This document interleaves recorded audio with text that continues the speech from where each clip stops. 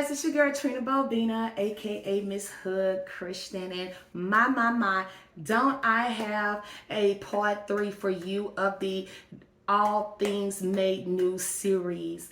Let's touch bases. In part 1 of the series, we talked about changing your focus and allowing God to create a new thing in your life. And then on part 2 of the series, we talked about freedom from bondage. We all have something in our life that we need to be freed from. It is something holding us hostage in our life. I don't care what it is. It could be people, places, or things, which that's what I discussed in part 2. And now in part 3, it's amazing, you guys. It actually ties into part 2. Freedom from bondage. And this one here, OMG, we're coming from Lamentations chapter 3. In chapter 3 of Lamentations will blow your mind. It's about a man who is unknown. This man is unknown. They never said who this man was. But he wrote down what he went through and what he experienced through God, okay? And it's beautiful. And it ties in with him and with Israel. If you think about it, we talked about Israel in part 2.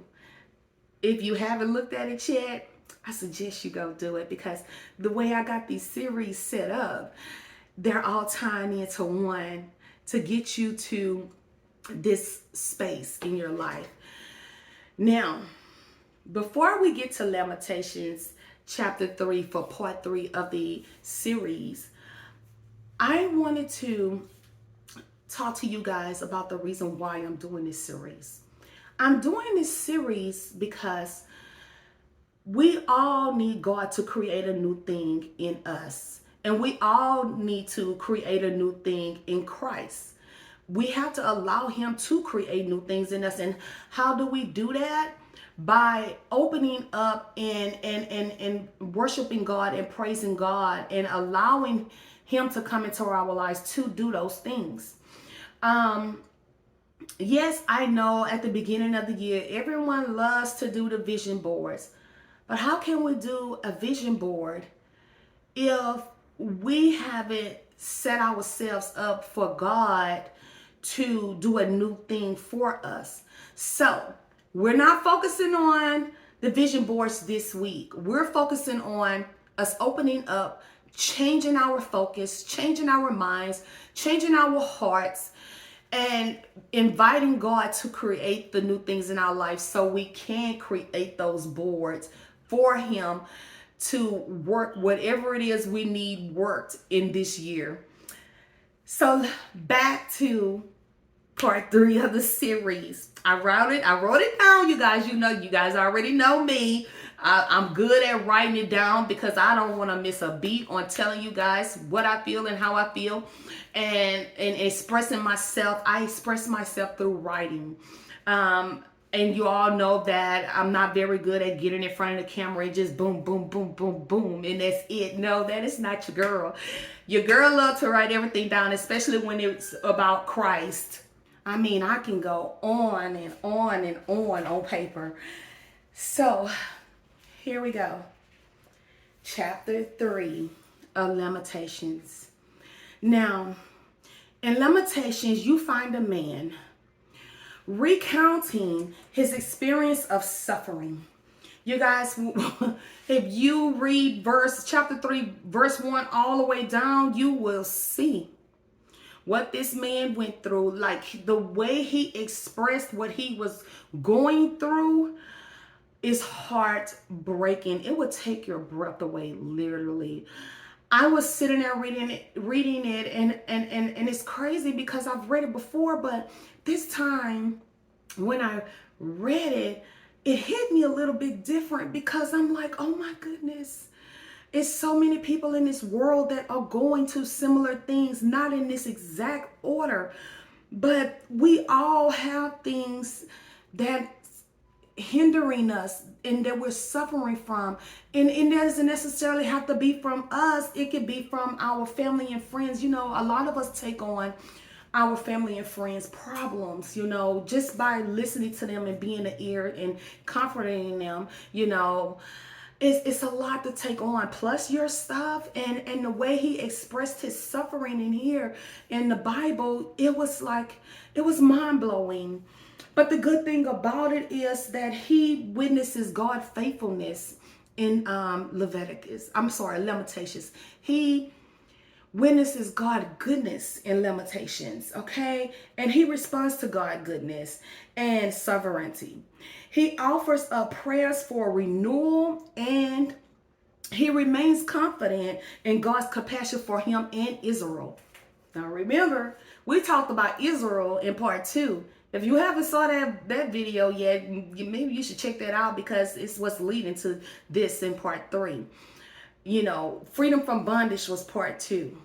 In part 3, we're talking about going through stuff and suffering, going through suffering and God bringing us out of it. Let me read Lamentations chapter 3, verse 22 and 23, and you'll see where I'm going. It is of the Lord's mercy that we are not consumed, because his compassion fails not. 23. They are new every morning. Great is thy faithfulness. If you notice, throughout this whole series, we've been talking about new. That's the key word, new. God creating a new thing. But in this part, it says, they are new every morning. Every morning. So we be going through some stuff today.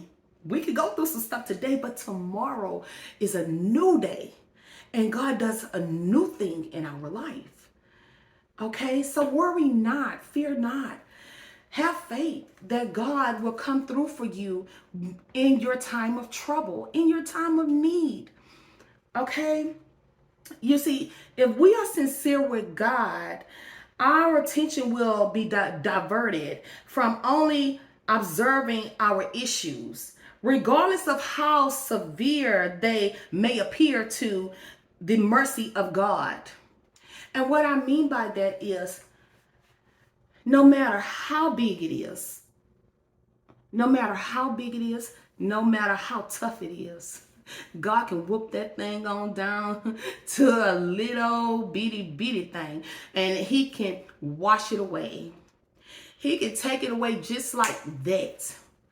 If you believe in him and you focus on him and you allow him to do that new thing in your life, you have to give God the chance to come and save you, because he wants to show you what he can do. He wants to show you how tough he is. He wants to show you how loving he is. He wants to show you that he cares for you. He wants to show you that he loves you. Okay? That's why we go through so much stuff, because he needs us to go through that, so when he comes for us, he know that we know that it's all him and nothing else and nobody else. Okay? When life is heavy and difficult, go off by yourself. I'm going to put something right here, because it's exactly what I'm saying. I'm just saying it in a different way, okay? When life is heavy and difficult, go off by yourself. Step into the quiet. Bend down in supplication. Don't inquire. Hold off until optimism materializes. Never flee from never flee from conflicts. Give it your all. Never is the worst the worst. I just got done saying that. Nothing is as bad as it seems, you guys. Nothing. When I say nothing, I mean nothing is as bad as it seems.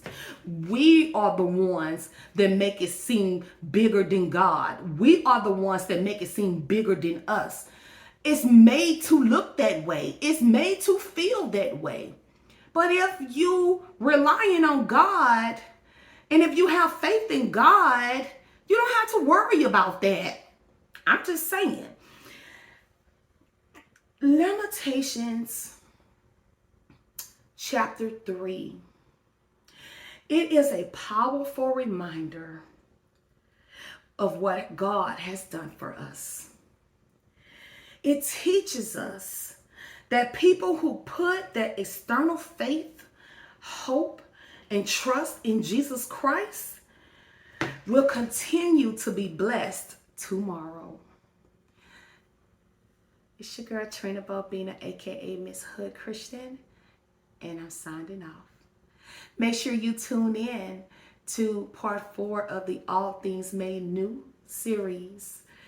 Yes, it's getting good, you guys. We only got a few more to go, because we're taking care of this week. Yeah, for the first week of January, we're going to be equipped and ready for God to create these new things in our lives. Bye.